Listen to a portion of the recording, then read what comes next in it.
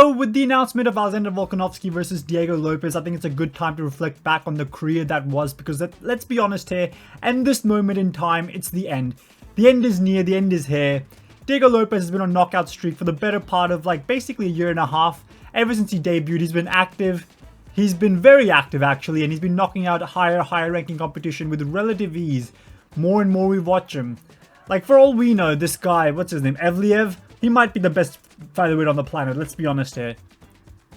It's Diego Lopes. He's beating everybody no matter what numbers next to the name. And with knowing that Volkanovski's chin has been kind of cracked in the last two fights, with knowing that he's had a layoff of over a year, with knowing the guy likes to fight way too often for his own good at times, but now this big layoff, knowing that he's probably like, what, 36 years old, 35 I think at least.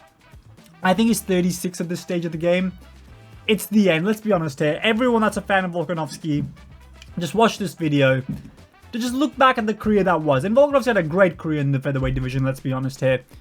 I've said let's be honest a lot of times, I don't know why. I guess it's just because I'm being honest right now. Alexander Volkanovski, amazing career. Like, listen, he got the title defenses, he got the title wins, he beat Max Holloway 3 times, he beat Brian Ortega, he beat the Korean Zombie, he beat Yair Rodriguez. You name him, he beat him at one point in time in the featherweight division. He was the man. He was the best pound-for-pound fighter on the planet. He beat, let's be honest here, in the first fight. Again, let's be honest. He beat Islam Makhachev. He actually beat Islam Makhachev in their first fight in Perth. I thought so. He could have been double champion right now. But then this one tiny lapse of judgment, taking a fight on like a week's notice against Islam Makhachev in the rematch, got cracked, got beaten up. And then with only 4 months between fights, he fought Ilia Topuria, a massive knockout artist, got KO'd, hasn't fought since in hopes that he would get a title shot in a rematch, which he deserves. He was a long dominant champion at featherweight. And then he loses. I mean, he doesn't lose, but he just waits a long time to potentially lose. Like, what was the point of this big layoff, if you think about it, if he just ends up losing anyway? At that point, it's just wasted time. You waited for a title shot instead of seeing if you were that next level guy by just fighting Diego Lopes in the meantime. It's not a good look, and it's just too much of a layoff in my opinion. And it follows the trend of Israel Adesanya. Like, Adesanya, at one point, you wouldn't even consider the idea that he could be beat at middleweight. Like, you were like, what? Middleweight's beating Adesanya? Impossible. But now it's like, Chao Barao probably knocks him out. We're looking at Volkanovski. Diego Lopes probably knocks him out. It's over. He's dead and he doesn't even know it. Let's be honest here. I gotta stop saying that, but still. He's already dead. He's 6 feet under.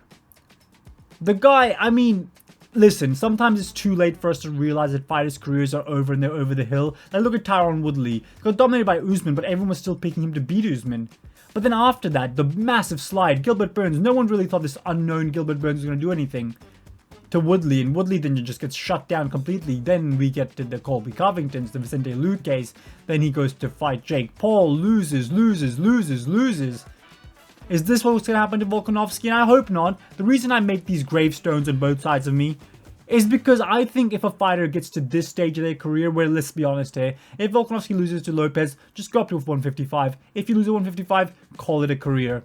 It's not worth the brain damage, my guy. Your brain, there's only so much like it can take. Like, your kids want to have fun with you. They want to kick a footy around up here in Aussie. In the Ozland. In the Wizard of Oz, sorry. That's what they want to do. They don't want to see you be like twitching up and all that stuff. You know? No one wants to see that. No one wants to see you doing that, Volkanovski. I'm sorry. But anyway, in memory of Alexander Volkanovski, let's look back at what is probably, easily, by the way, easily, not even probably, a top 3 featherweight of all time. He had an amazing run in the division. He beat Chad Mendes, washed, but still. He beat Jose Aldo, washed, but still. Listen, the real work started when he won the title. When he fought Max Holloway and beat him 3 times, that's where the legacy stands. When he beat the Korean Zombie, when he beat Brian Ortega, when he beat Yair Rodriguez, all in dominant fashion, by the way. It wasn't close. It wasn't like a back and forth fight and go either way. It was one-sided beatdown curbings. One after the other. Exciting performances. Amazing. And that's what the Volkanovski we want to remember is, right?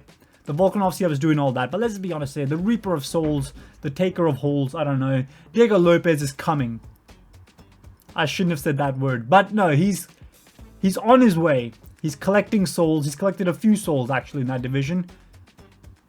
And I think this is going to be, like, the next one up. I think Lopez is going to, honestly, be the featherweight champion, which is crazy to say. Because I'm watching his debut fight thinking, oh my god, so excited for him to win. Oh, sorry, try to get the win, but, like, just narrowly lose. And then thinking, oh my god, this is the guy I'm going to follow from this day forward. And he's been amazing ever since. Incredible performances. Just really fun to watch. And it really hurts me to say, because Volkanovski, honestly, at one point in my life, I had him as my lock screen on my phone. If you can believe that. Just because of how inspiring he was. But sometimes it's just best to leave those legends and those memories in the past. No one wants to see Volkanovski go down this massive slide. Right, we've seen the ascension, we've seen the massive win streak. If you lose to Lopez, you can't add too much to your legacy if you lose again at 155. It's over, my guy, if that happens. Just call it a career.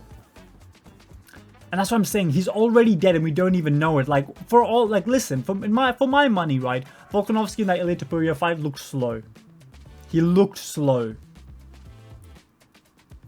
His reaction wasn't the same. Topuria got in there, KO'd took his chin, cracked his jaw, did all that good stuff. Now, the mullet man is here to stay, I think. Lopez, I think he's got the power. Like, again, 5 rounds. We don't know how he does, but Volkanovski's got to stay away from the power for 5 rounds. It's no longer, oh, Volkanovski, the powerful striker. You know what I mean? Like, he almost finished Brian Ortega. He almost, I mean, he does finish Korean Zombie. He finishes Yair Rodriguez, because he does have power in his hand, don't get me wrong. But Lopez, he's got the touch of death, man. Like, the touch of death, like, the first round starts, if Volkanovski gets dropped, it's immediately just like, oh my god, let's try to survive now. Like, even Adesanya against pillow-fisted Mavov got dropped and rocked and cracked. And that's just what happens when your reaction time gets slower. It just happens when your testosterone gets lessened with age. The power just isn't there. The takedowns, sure, he can go for takedowns still, but what? Who cares? Lopez got great jiu-jitsu. Again, I don't want to turn this into a prediction video now, but I said this video's in the memory of Volkanovski. I don't know where I've gone. I've kind of just been shitting on him for this entire time. But in memory, he was an amazing champion. Like, you can debate if he's the 2nd or 3rd greatest featherweight. Listen, just because you beat someone doesn't mean you're all-time better than them, in my opinion. Just because I think Max Holloway sustained it longer. And here's the thing, right? Even though Volkanovski at his best beat Max Holloway, that does exist. That's a thing that in reality that happened. What doesn't change is that if you replace Volkanovski at the age he got into the UFC with Max Holloway when he got into the UFC, or maybe whenever they started fighting, right? And you make them follow each other's schedules, Max Holloway does better in Volkanovski's shoes. Like, if you think about it. Because Volkanovski, at the end of the day, we've seen some durability issues. We've seen his chin start to get cracked. He doesn't have a sustained excellence that Max Holloway had. Like, what? Eventually starts losing to Arnold Allen? Does that happen in this reality that we're switching their careers around in? Does he lose to Yair when he does? Just because he would have had those big fights on that peak earlier in Max's career. I think Max is a really good case over Volkanovski. It's just the 3 fights against each other has kind of just screwed everyone's opinion. But in reality, if you look at the body of work, Max always done more than Volkanovski has.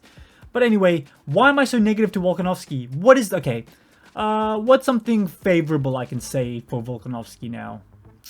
He's got a really shiny head. I'm joking, obviously. There's more than that. One of the most dominant champions of the era that he fought in. Easily, I would say as well. Probably number 1. Great YouTube channel. Wow, I should have really thought this video through. Anyway, Volkanovski. A great fighter. A great man. A great husband. A great dad. You know, all that good stuff. Volkanovski. So this video is made in the memory of Volkanovski. Watch this after he gets knocked out. To remember the good old days. Hey, remember that time that he got locked into that, what was that, guillotine choke by Brian Ortega, and then he fought out, and then there was the massive edits. And then you watched him a few times, you're like, oh my god, let me go for a run, but I'm actually not gonna, you know. You get that urge of going for a run after you saw those edits. Those edits you saw after Volkanovski was talking to Max Holloway. Yeah, I'm too fast, too conditioned, too fucking short. And all that stuff. And then he just beats the shit out of him. Like, just remember him for that. Remember him for the zombie performance. The Yair performance. The Yair performance was kind of boring, to be honest, if we're being honest here. But still, I'll stop my Volkanovski hate for no reason whatsoever. The knockout of Chad Mendes. Kind of lost a little bit of power later on, or maybe just couldn't find the chin after that. But yeah, Volkanovski wasn't always an exciting fighter, but he made himself into one. As the competition level rose, he rose to the occasion every single time. And that's what I want to remember Volkanovski at. Now, I'm just going to give my farewell speech on the passing of Volkanovski for mixed martial arts. He's a legend. He'll be missed. The featherweight division will never be the same again. We will never see a wholesome personality with the killer will that Volkanovski had. The guy was the one guy that we all thought could beat an upcoming Dagestani fighter. We all thought that. We all thought, man, this guy has got it all. He could be the GOAT. GSP, John Jones, you got nothing on this man. This guy's well-rounded, got the will, the determination, got the chin at one point. He had it all. A great man. Just going to the sport a little bit late. But a fun dude from what I've seen on his YouTube channel. And for those reasons, Volkanovski, you'll always be remembered. You will always be missed. And you'll always be a great dad. I'll see you guys next time. Give me 250 subscribers. Just do it. I love you, Volk. Anyway.